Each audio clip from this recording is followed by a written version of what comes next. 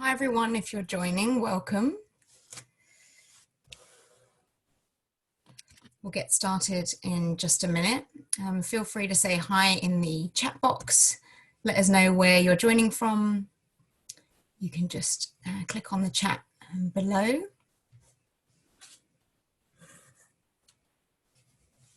I'll introduce myself properly in a moment, but in the meantime, just say hi in the chat box. Maybe let us know where you're coming from, and you can change the to line just to say all panelists and attendees so people know where you're coming from. And we'll get started in just a minute.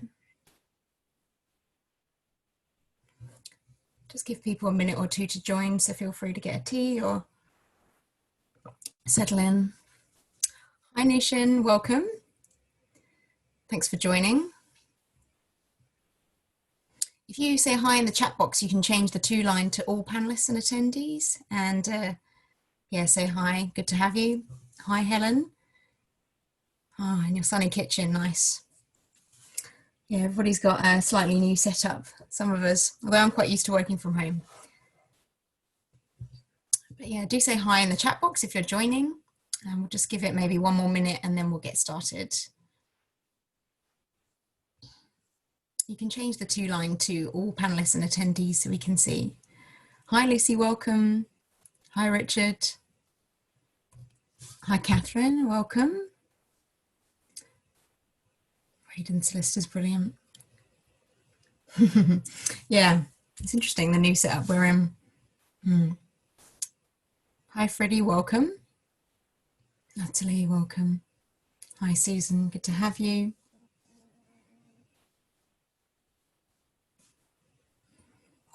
Hi Katie, hi Courtney. Your kitchen in Clapham, yeah. Welcome. Hi Lisa, nice to see you Lisa. Great, well why don't we get started, and then if there's one or two more to join, then that's absolutely fine. So you may know me already, or I might be completely new to you, but my name's Ruth Ferenger and I run Mindful Pathway. Now I'll share my slide deck with you in a moment. Often training like this is more normally an interactive format where you're all on video and we have a bit longer, but with it being just an hour session, and with it being people sort of joining from all over the place, it's probably better in this type of format. Although I am interested if we think we could do a small taster within an hour online. I usually find more like an hour and a half is better when we're doing more interaction. So yeah, be interested in your feedback. And I will be dropping a feedback survey in the comments and by email afterwards. So if you wouldn't mind taking a few minutes to fill that out, that would be great. So to give you a little bit of background to me, so my background's in the corporate world. So I used to work for Intel Corporation and Pearson Education. They're the two main corporates I worked for. And when I was at Intel, I got particularly stressed running a conference that moved around Europe. And in that time, I was dealing with lots of different stakeholders. So I had the Ministry of Education to please, the kind of Intel execs, and all of that seemed quite challenging.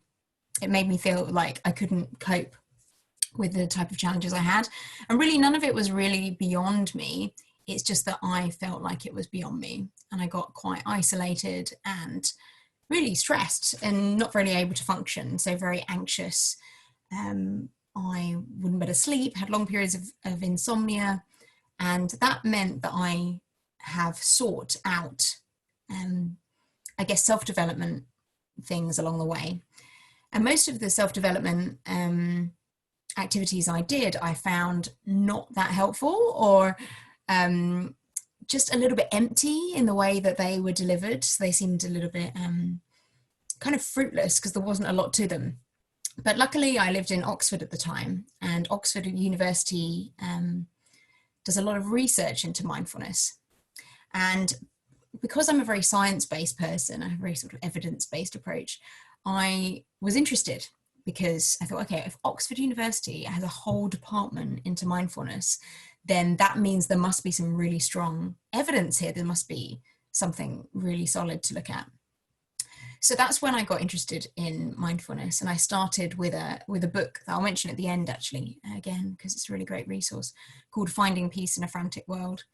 And then I went on to do an 8-week mindfulness course, and then I went to do it again, and then I just started training alongside my work to be a teacher. And I had no plan at the time to create a business. I just knew that it felt right. So that's really what brought me to set up Mindful Pathway, was having joined a path of self-development, and one that is fruitful but requires its own work. You know, it's not something that that happens to you, or isn't even a few techniques just to practice. It's much more about a way of life.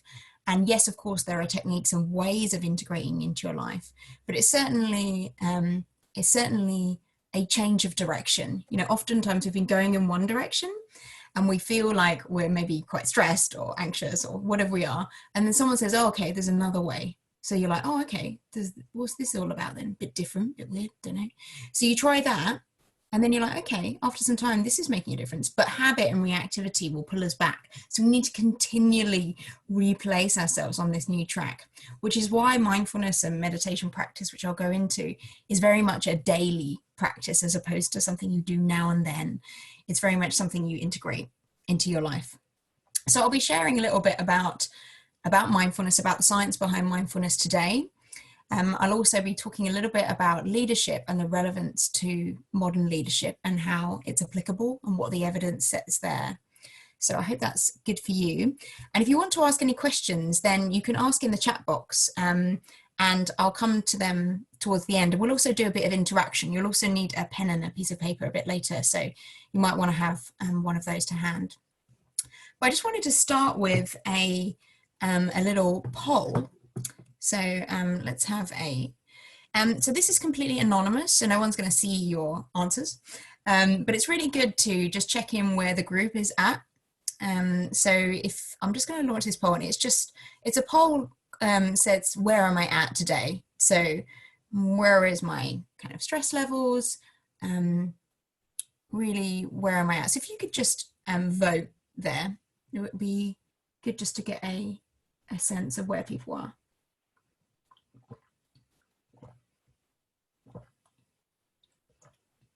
It's completely anonymous, so yeah, feel free to share. Okay, so most of the group is mildly stressed, with some people feeling calm, a few quite stressed, and the odd person quite burnt out as well. So I'll just end the polling there to share the results, just so you can see where people are at. And I think part of what mindfulness is about, and we'll talk about this, is about noticing where we're at and not ignoring that. So really recognizing where we're at, and maybe even taking a moment to pause. So I will just share my slide deck with you, and then we can get started on that, and I'll share with you the agenda. Okay. So, and yeah, there's my contact details if you need them initially. Okay, so the agenda for today, I'll tell you a little bit about Mindful Pathway, what we do. I'll talk a bit about emotional intelligence, sometimes known as EQ or EI, and how it's relevant to leadership, what the evidence shows about that. We'll talk about how mindfulness builds emotional intelligence, so what the evidence shows there. And then in general, the way our brains are wired, so our kind of makeup, and some of the neuroscience behind mindfulness training. So what actually happens in the brain when we train like this. And I want to make this practical for you. So we'll do a little mini meditation, a short practice, and you better reflect on that and have a little go at meditating. Now, I appreciate some of you may be very familiar with meditation, and some of you might be completely new, and that doesn't matter. So you'll have an opportunity for that. And then I'll also tell you about a 6-week training that I'm starting at the end of April for leaders, for people who are particularly interested in doing ongoing training with the group online. So a bit about that. I'll also share some free resources with you at the end, so you have something to take away. So start with about Mindful Pathway. So I started it up in 2015. And it's mainly me, but I also co-teach with a few teachers, both on a leadership development side, have 2 other trainers that I work with, and also on the mindfulness training side. And it's probably quite important to differentiate between the two. So mindfulness training is one thing, and the leadership training or mindful leadership training is kind of leadership training with a mindful edge. So it's not explicitly mindfulness training. Mindfulness training always tends to be like a weekly format where you would have something from an hour to 2 hours a week for at least 6 weeks. That's kind of mindfulness training, because it's all about home practice and accountability and developing these skills over time. That's what mindfulness training is, really. And then leadership training, which can be, when it's face-to-face, it can be day retreats. We also do programs where we work with leaders over 6 months in kind of half-day sessions. So, and I also do one-to-one coaching. So I'm a professionally qualified coach with the European Mentoring Coaching Council. So that's something I do too. Now, of course, things have changed quite a lot recently. I had been doing some online training. I piloted a course in January to see how that would go. And I've done quite a few other webinars and bits in the last year or so. But of course, this has forced a lot of other stuff online, and it's interesting to see how it's going. So I've piloted a session with some groups of leaders recently around this type of training online. And what the feedback has been so far is it's hugely timely and hugely efficient. So yes, we can't be face to face with each other, but what can we learn in this kind of environment if we are where we are? So that's a little bit about Mindful Pathway and the types of services we offer. So to start off, I'm starting with a bit about emotional intelligence, because this is a word that maybe is bandied around quite a lot, and you might have a very clear understanding of what it means, or it might be something that feels a little woolly to you. But what's interesting is that emotional intelligence really is purely about the way we manage ourselves, so our own awareness and the way we look after ourselves, and then how we interrelate with others. So our kind of social awareness and our relationship management. Now, what's really interesting about this is that it is common for people to be in mild to major states of distraction, busyness, and really having a lack of awareness of how they're at. And maybe you've been like that at some point in your life, where you know people who are really not in tune with their own emotions and not in tune with other people.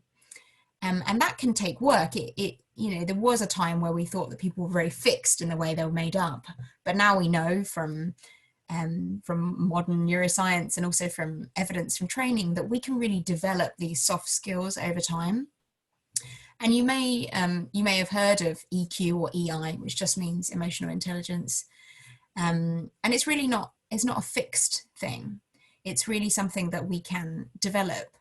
And the really interesting thing about emotional intelligence is the value of emotional intelligence.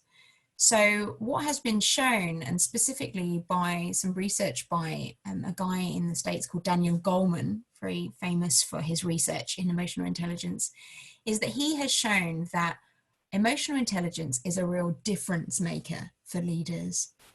Now, he did research across 300 organizations, and he wanted to pull out why certain leaders were much more successful than others. So what were they doing that was different? What was it that was going on there? And what they found is that those leaders displayed much higher levels of emotional intelligence, of EQ.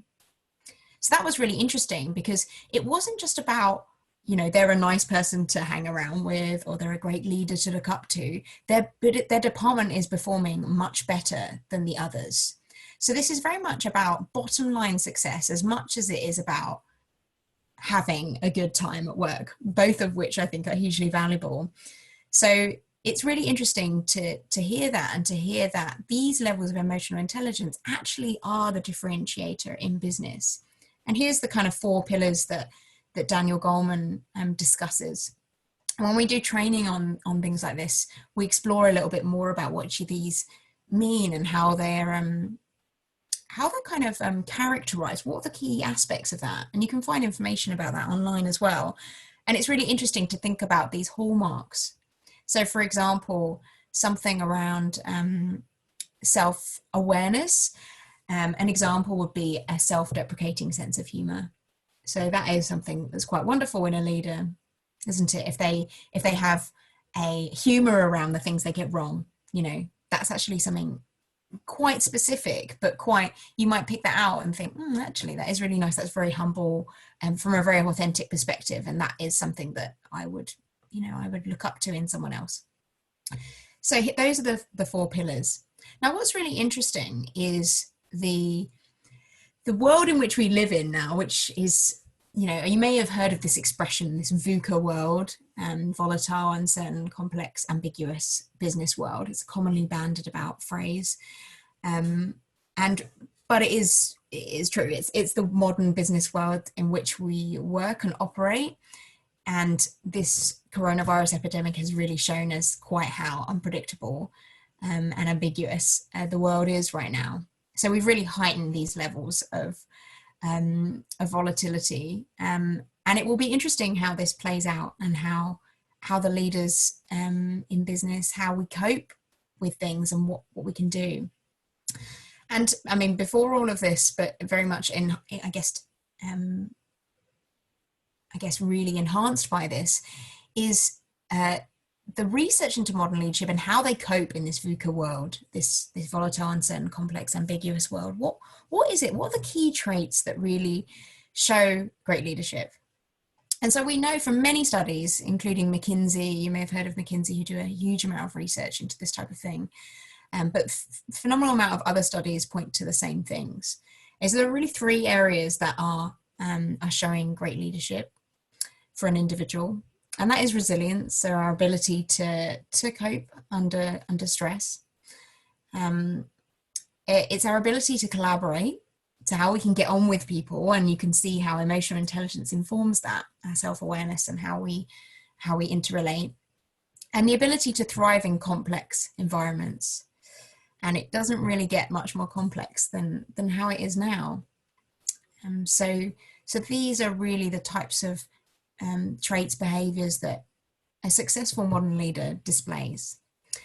Now, the great news is that the Ashridge Business School particularly have done research into leadership and mindfulness training. So they've actually taken multiple cohorts of leaders through mindfulness training to see the impact, not just in the short term, but in the long term over their behavior. And they've been able to show these types of results. So mindfulness training, building empathy amongst participants, their ability to collaborate, their agility in the face of complexity, and their overall mindfulness, their overall awareness and present momentness. And we'll go into a little bit about mindfulness and its definition in a moment. But that's really, really exciting because it means that we can build up these skills in a structured way. So mindfulness, what it is and what it's not. Now I'll be brief because I could go on about this for a while. It is my favorite subject. But it is a little bit of a bugbear for me that mindfulness is very often confused with things that are not mindfulness, but they're often put in the same category. So for example, a mindfulness might be put in the same category as gardening or having a candlelit bath. Now, it doesn't mean that you couldn't do any of those things mindfully, but they're not mindfulness training. They're not about what we're doing. And the reason they're not about exactly what we're doing here is that mindfulness really is not about achieving a state of calm. And that's what the most commonly held myth or held belief about mindfulness is, that it is about clearing the mind and magically we're all going to sit there very clear-headed and really feel like we're somehow suddenly blissful. And if I can't do that, well, I can't meditate. And that's frequently what I hear is someone saying that, oh, I've tried, I know you teach mindfulness meditation, but I can't do that. I've tried that and my mind is just all over the place. And I'll be like, oh, that's interesting.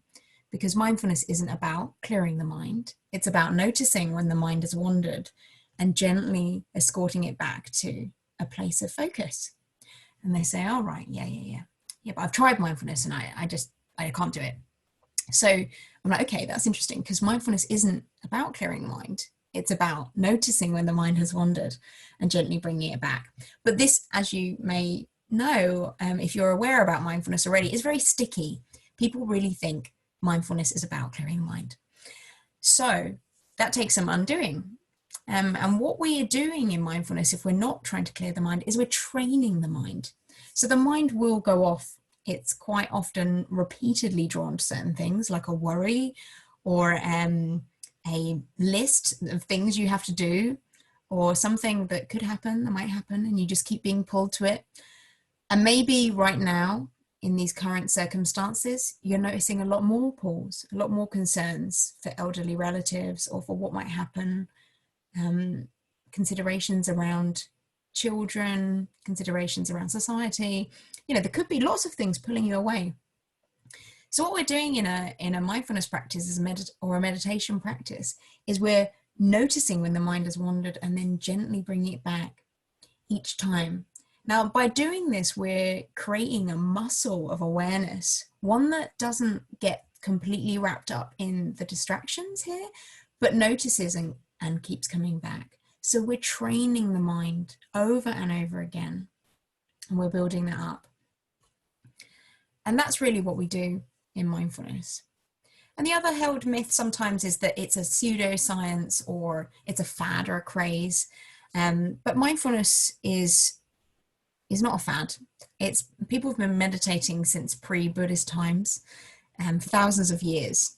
However, it's come into Western consciousness more recently because a lot of the clinical research was done at the end of the 1970s.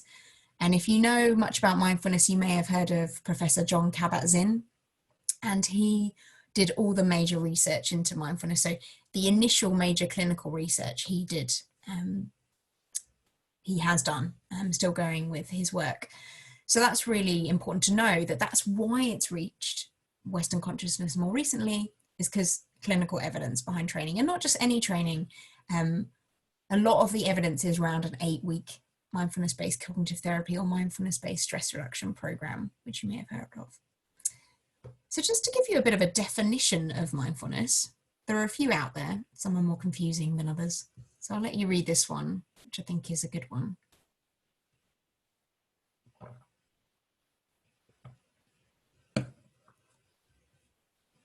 So we're paying attention to what's happening in the present moment. So this moment, the only moment we have. In the mind, body, and external environment. So recognizing an interrelation here with an attitude of curiosity and kindness. Now, this is particularly important because most of us have a very well-established inner critic, one that, barks at us all day about things we've done wrong or could do better. That is normally pretty well entrenched. So we need to build a more curious and kind voice. That is a skill we can build, something we can do over time. I'm just going to check the chat box that there aren't any questions before I continue, because we're going to do a little meditation practice now, but I just want to check in with you just for a minute. So just feel free to ask anything in the chat. You can change it to all panelists and attendees if you have any immediate questions. Otherwise, I'll continue.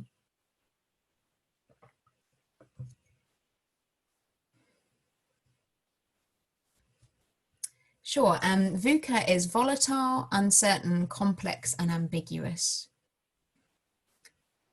So there's a lot of research out there. I mean, if you Google VUCA and the Harvard Business Review, you'll see countless articles of the modern working world and what we anticipate the business world will be going forward. Great. Okay, well, I'll continue and then feel free to ask other things and I can come back to them too. Okay, so we're just going to do a mini meditation practice now. So you just need to find an upright posture. So it doesn't matter whether you're, you could be on the floor or in a chair, there's not really any special ways to sit in meditation. So a straight back chair is fine. And some of you will be familiar with this and will be already getting in position, and others maybe less so. So if this is new to you, then that's absolutely fine. Or maybe this is something you're quite familiar with. So So just finding an upright posture, shoulders back and down, chest lifted. And you can gently close your eyes or lower your gaze. And just bring the attention into the weight of the body coming down. And this will just be a short practice just for a few minutes. So bringing the attention into your feet, touching the floor.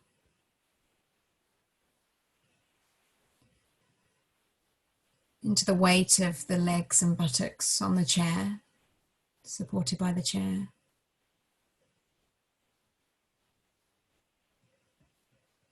And into the arms resting in the lap.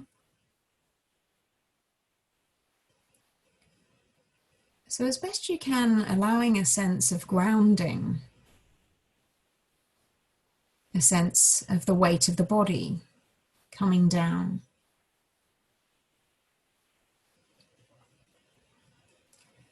And then taking a gentle scan of the body from top to toe and asking yourself, what's the weather pattern like inside my body right now?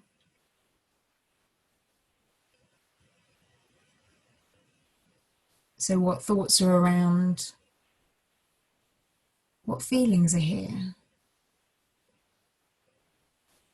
And any sensations in the body?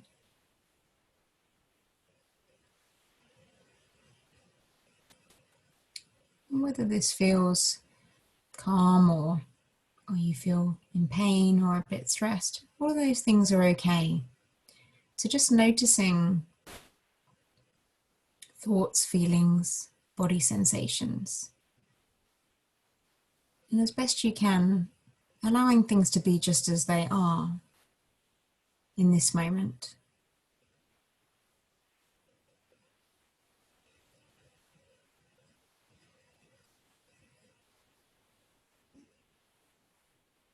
And then gathering the attention now and bringing it to the breath down in the abdomen.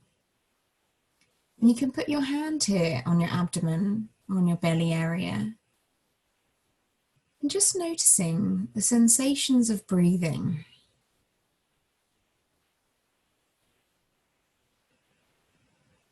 So it might be the rise of the abdomen wall on the inhale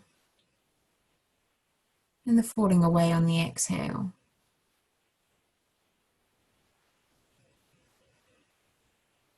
Just as best you can, not thinking about breathing, but feeling into the physical sensations of breathing.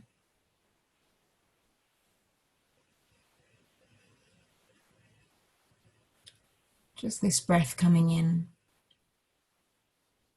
and just this breath going out.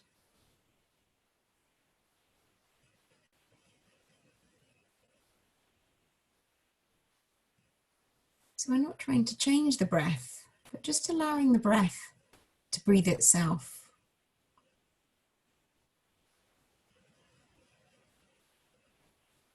And each time the mind wanders, as our minds regularly do, just gently escorting it back to these felt sensations of breathing.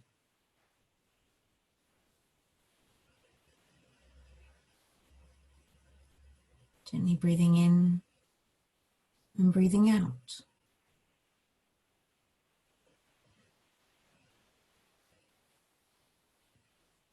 In and out.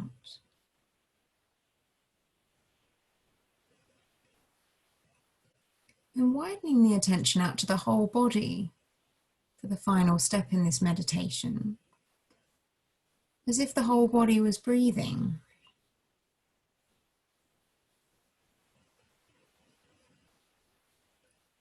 So as if you were breathing through the pores of the skin.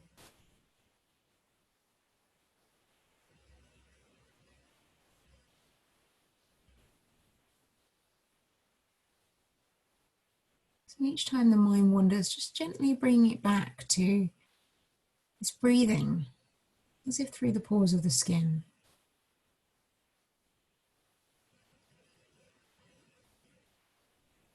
Gently breathing in and breathing out.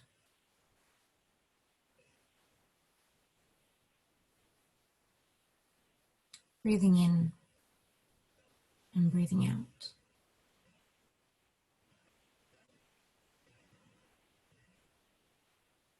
So nowhere to get to and nothing to achieve.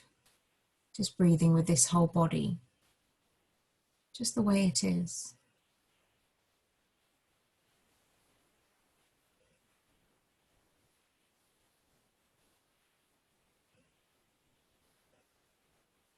And just releasing even the intention to meditate for a moment. Just sitting here, just being.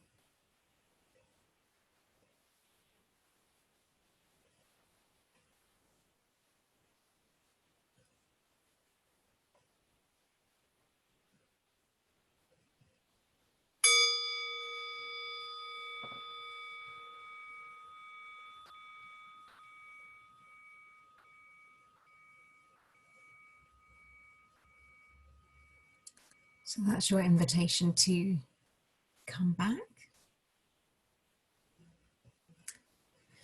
And feel free to have a stretch or a shake or whatever your body needs just to loosen up a bit. And what's quite interesting to know, I'll just briefly stop sharing here, is to know what the weather pattern's like for you. So this kind of checking in. So it'd be quite useful if you could share in the comments, and you can change the to line to all panelists and attendees if you'd like to, or even just to me, whatever. And just say what the weather pattern's like for you. So it could be, you can use a weather analogy. So you can say bright blue skies or stormy, hurricane, windy, foggy, whatever it is. So if you could just drop a word in the comments about how the weather pattern is for you today, what you noticed, that would be really useful. And the reason we do this type of thing is this checking in is often we're not really aware of how we're doing. We're just blasting through life regardless, and we haven't really checked in. So I see your weather patterns here. Strong winds, slightly cloudy, blustery, fresh and crisp. Peaceful outside. Slightly cloudy, but worried about the winds coming. Yeah. Interesting, we anticipate things in the future. Mixed sunny and bright with underlying threat of storms, sunshine and showers too. Breezy. Yeah, interesting mix there. And what we were doing in that little meditation, and it doesn't really matter. Like I said about the beginning, this isn't about achieving a certain state. So whether you felt still quite stressed at the end of the meditation, or you felt quite calm, anything in between is fine. It's not about achieving anything here, but we are kind of checking in. We're like, and of course this stuff takes time. So I'm just going to share the little steps of that little mini meditation, because it's something you can do, and I'll send you a free download of that meditation. It's called the 3-stage breathing space, and it's very much like a mini pause to do in your day. So any good meditation practice is really made up of at least one longer meditation, a number of little pauses like this one, and then other mindfulness in daily life activities in your day, so that you're essentially weaving this into your day as much as you can. This is really about a way of life, a whole way of being. So as much of it as we can get in the day as possible is great. But pausing is a great place to start. So what you did there, you did 3 steps. You did the first step, which was becoming aware. Now, you may or may not have heard a lot of it. Sometimes when we're very distracted, we're like off with the fairies for quite a lot, and we keep coming back. So, wherever you're at, it's fine. But first step, we become aware. So we notice the weather pattern inside, what thoughts are around, what feelings are here, sensations in the body. And then we gather our attention to the breath in the abdomen. So often we feel stress a bit up here, so like little light breath. So, but we're not trying to change the breath. We're just allowing the breath to breathe itself, just noticing it, however faint or strong it is. And the final step, expanding out to the whole body. Now, what we did there was about 4 or 5 minutes, but you can easily do it in 30 seconds or 10 minutes. So even if you only have a minute or a very short time, but you can take a bit of a pause. What you're doing is you're really slowing the momentum of the day, which can happen, if I don't pause in my day, I notice I just feel quite tired at the end of the day. And sometimes we can say like, wow, it's only Monday or Tuesday and I just feel really worn out. And it's probably because we've been going, we've had our foot down on the accelerator pedal quite hard. So we haven't taken that release. So that's what this is really good for. So thinking about regular times you can do this in your day is really important, because otherwise we won't do it. That's the main thing. And this is a nice quote about why we do mindfulness. I'll let you read that.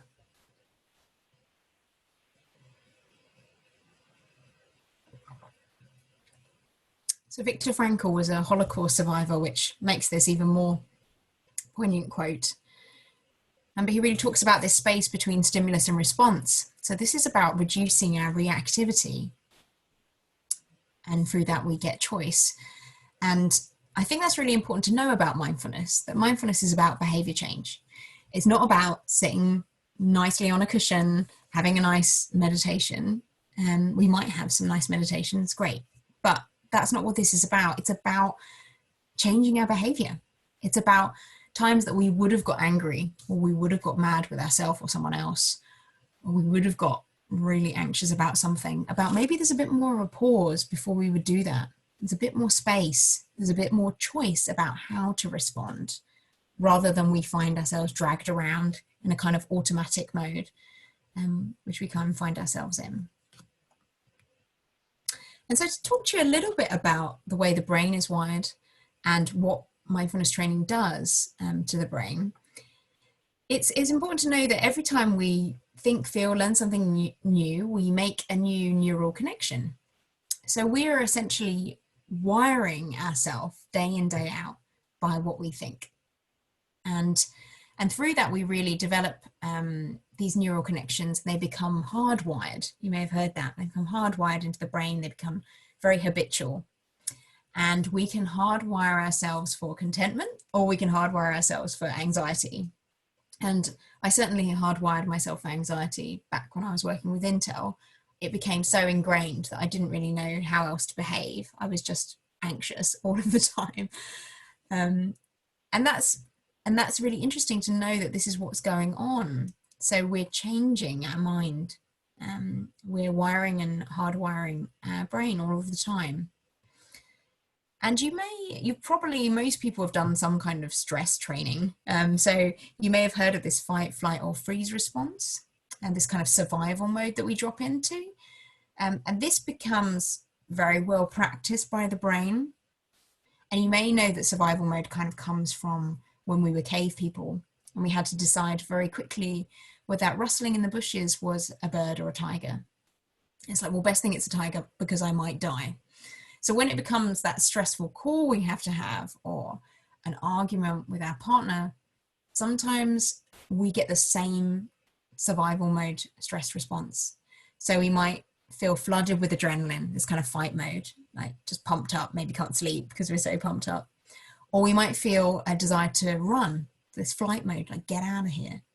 Or freeze, which is sometimes called hide. So a feeling of wanting to bury our head in the sand.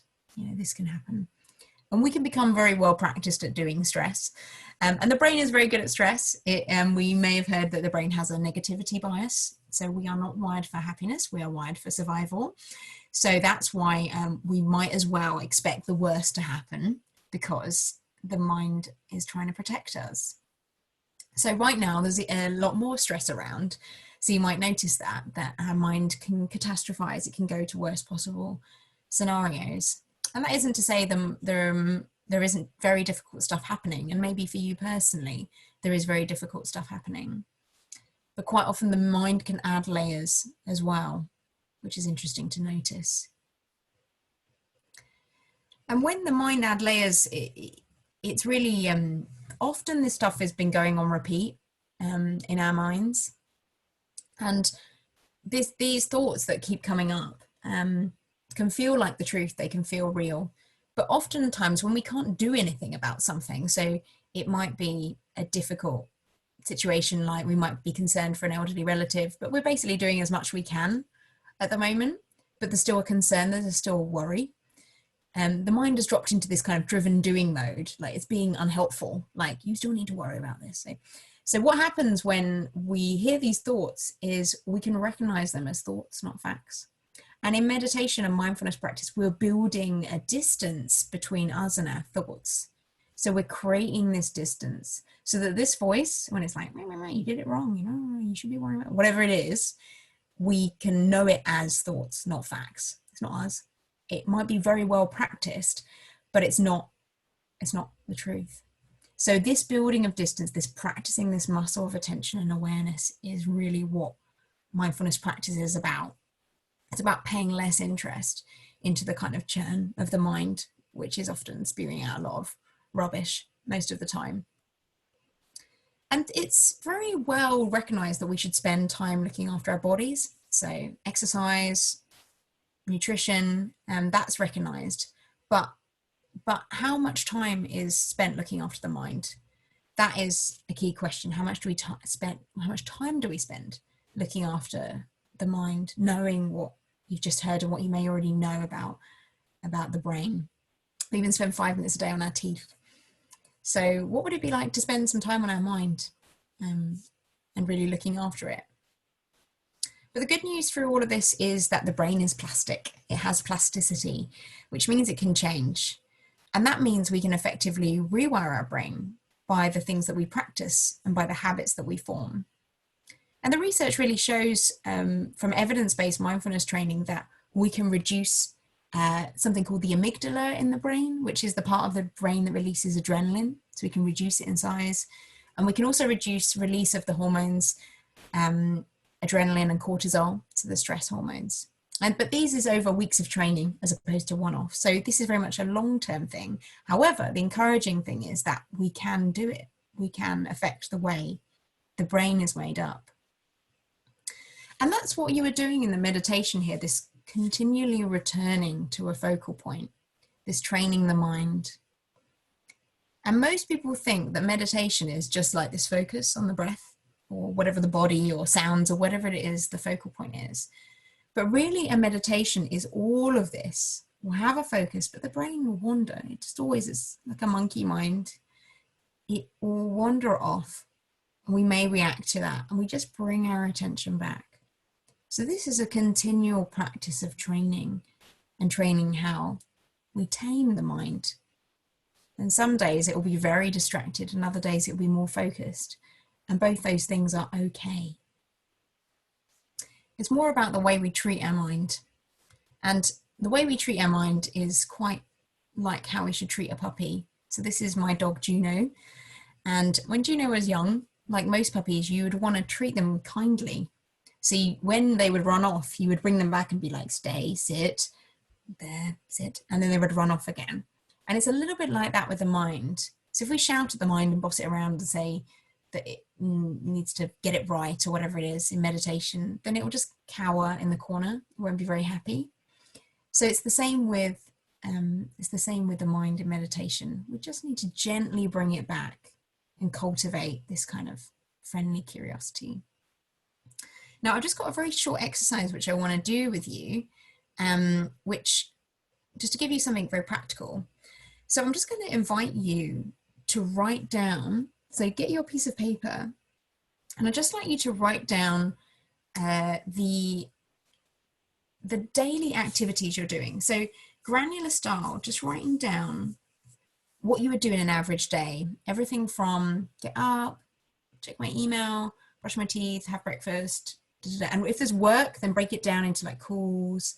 So just a quick list, 10, 15, 20 things, whatever it is. Just jot down, spend a few minutes just jotting down what you do in an average day. So just make yourself a short list. This is just an exercise before we close here. So I'll just stop just in case there's any questions in the chat.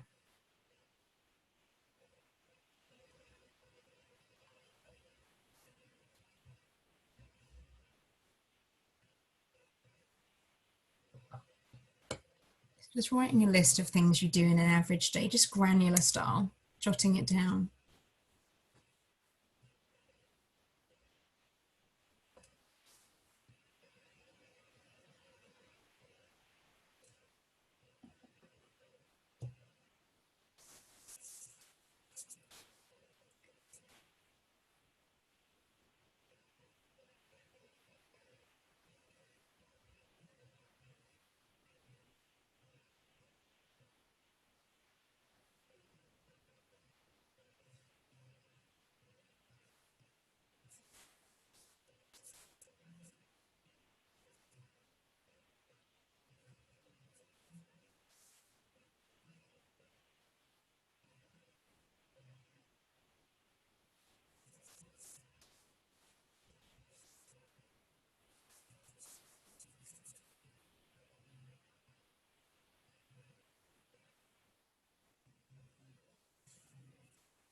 So you might end up with a list of 10, 15, 20 things, just the individual things you do in an average day. And you can mix in weekend and weekday.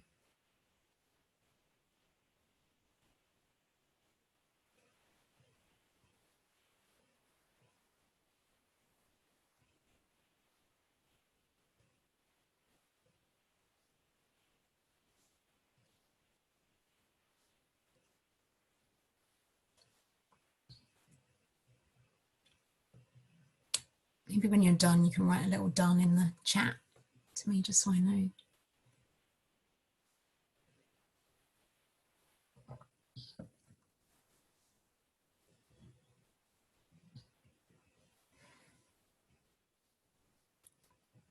Okay, looks like you're just about finishing.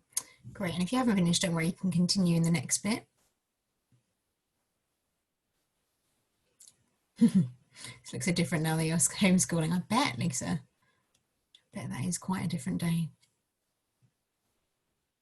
Okay, so let me just get back to where we were.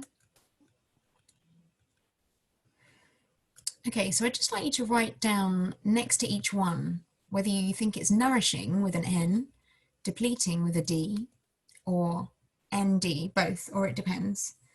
So just sort of code it. And nourishing being things that build you up, that give you energy. Depleting being things that grind you down or wear you out to a smaller or greater extent. And then ND, yeah, both, or it depends. Just have a little code of your list.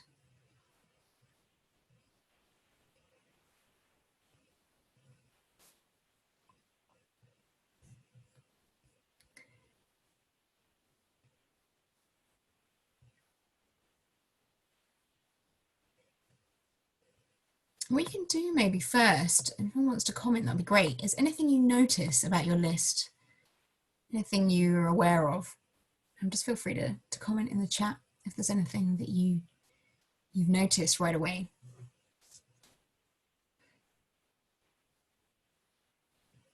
Because it can be that sometimes certain things we do are nourishing and sometimes they're depleting. And that can depend on lots of things. It can depend on other people, can depend on our mood. And it's interesting to notice. The next thing, I'm just going to invite you to, oh, got a nice question. It can be dependent on how other people around me, my family, are feeling, behaving. Yeah, so it depends on the vibe of other people or the house, yeah. So the day ends nourishing from Catherine. The beginning is mainly depleting. Interesting.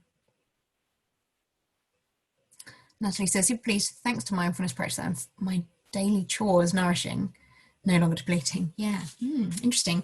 It can be that we can approach our chores mindfully, so not just to get them done, but just to actually be there when we do them. Depleting when tired. Yeah. Oh, no worries. If you need to jump off, Frederick, we'll be in touch by email. Great. Okay, briefly now, I'd just like you to, closing out this exercise, but I'd just like you to write down anything that is nourishing. So you can write down, like, literally just fire me as many as you want. Just write down, like, nourishing things in your day that you do. So they could be things that you do regularly or that you used to do, which you know are nourishing, but maybe let's make it current for this current circumstances.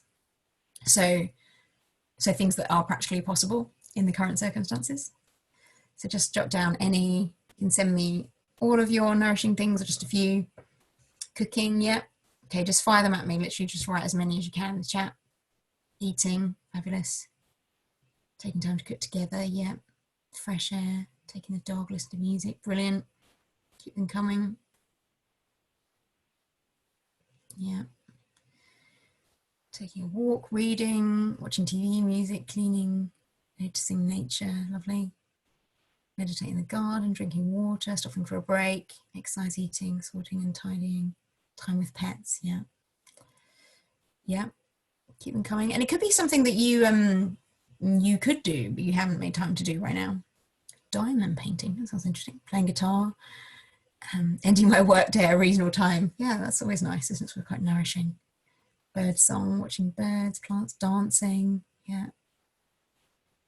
Actually having time to get organized at home, rather than reacting, knitting, family movie time.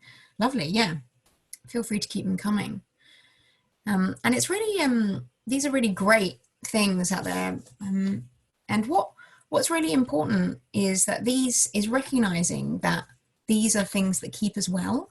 So we talk about this in the mindfulness course that we teach, that these things are not optional extras in our lives.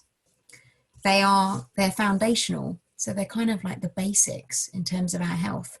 And it can be that if we, so say these are like some of those activities at the top here, just for drawing's sake. I don't think I can do a whiteboard here. What can happen is that we start to like cross out them if we maybe get an extra project for work, or a client goes on overdrive and suddenly we need to help them out loads, or maybe we're helping out an elderly relative, so we're helping too many friends, and we can start to cross out the reading and the exercise and the dog walk and all these types of things. What we can do is go down something called the exhaustion funnel, which looks a bit like this, and we can end out at the bottom, which is called burnout. And if you're there right now or you've been there, then I empathize. It's not a fun place to be. But it's a reality. And if we cut out all the nice stuff, all these ends, in fact, I should put them as ends, that'd be a good idea. Then that's what can happen. So what the message here really is to notice when we start going down this exhaustion funnel, and to think about what of these nourishing things we could reincorporate into our lives to help improve our mood. Because these things keep us well. They're not optional extras. They're not things to do when you've finally done everything else. They're the basics. And that's really important to know, because quite often we think, oh, we'll only help everyone else we'll only help ourselves once we've sorted out everybody else. But that's a little bit of a false economy, because we need to resource ourselves if we're going to help other people too. So, and feel free to share any other reflections. Just do some of the closing slides now, but thinking about what we can do. So sometimes how we can do more nourishing things in our lives, do less depleting things, or if some of those things are not changeable, because we all live in the real world, so it's not always possible to cut some things that are depleting, then how are we approaching them? What attitude are we bringing to them? Natalie mentioned a nice thing about chores and how, are we doing them just to get them done, or are we, or could we be present when we wash the dishes, or we clean the floor, or whatever it is. So yeah, some of that stuff can feel like, maybe not as needed, especially when we're anxious, but actually if we can take the time to slow down, we actually can become more in tune with things and enjoy our life more fully. So in terms of training, so if this interests you, then this is what I'm doing at the end of April. So starting a 6-week online mindfulness for leaders course. So this course was going to happen in September, but bearing in mind everything that's going on, it felt better to do it now. So it will be on a Thursday, 9:30 to 11 a.m. as a 90-minute session every week for 6 weeks. And then there'll also be meditation practices to do in between times. So each day you'll be tasked with doing 10 to 20 minutes of meditation. I think week one's like 7 minutes or something, a little shorter. But this is like a slimline version of an 8-week mindfulness course. So it's really great if you want to have a go at building a practice into your life, and doing that and over the kind of long term. Because this kind of change, as you may have seen me explain, is not a quick fix. It's not something that's going to happen very quickly, but it is something we can build out over time. So if that interests you, then you can get in touch, because that's going to start and be a great group of people supporting each other with accountability, as well as, you know, the exercises and things to do in between sessions. And we've done some online training with quite a lot of success, particularly in the daytime. I think when people are awake. In the evening, sometimes it's a bit tiring for this type of thing online, looking at a screen. But I think in the day it's good. And if it's something your employer might be interested in, then I'm always happy to share evidence about the impact of training on well-being, on productivity, because I don't think this is like time off. I think this is training. This is professional and personal training. So having some kind of system. Now, I'm going to offer you some free resources here. So there's the course, but there's also some self-study you could do with a book. There's also apps and all sorts out there. But having a system for doing this in your life, or for putting in any kind of activity, like running or reading or whatever you want to be doing, requires a system. So thinking about how you can support yourself, whether it be a course or whether it just be your own self-study, or using a friend for accountability, something like this is really good. And James Clear's got some really great thoughts on those things. I'm a big fan of him. So in terms of free resources for you, I'll send you the three-stage breathing space download. There's this book, Finding Peace in a Frantic World, which is fantastic if you're interested in self-study. And there's also the Conscious Leaders podcast, where I interview leaders who are doing something particularly radical or interesting with the way they lead their people. So I hope that's useful for you as well. And you can find those things, the podcast info, as well as the course, on the website, mindfulpathway.co.uk. And that's about it, really. So I'm very happy to take any final questions. I appreciate that we've got a couple of minutes left, but if anyone needs to go, then feel free to go. I do have a survey, actually. So if anyone has got 3 minutes even in the next to do the survey, I will send it by email. But I'm just going to drop the survey in the chat, because no time like the present, if you have got a moment. That's the survey. I've sent that to all panelists. No, that's not right. All panelists and attendees. There we go.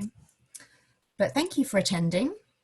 Really appreciate you being here and getting involved. Look forward to the feedback on the setup. So yeah, I'd really like to hear what you have to say. Oh, you're welcome, Lisa. Yeah, thanks, Claire, Katie. There we go. Natalie. There you go. I can see you coming in. That's Susan, Helen, Richard. Courtney says, I think the hard thing, I take the time to do all the N's and neglect the D's. I didn't work over the weekend, and now the N's effort I made the week was negated. Yeah, it is a challenge, isn't it, to find the balance between the nourishing and the depleting, for sure. Yeah, sometimes an ongoing process.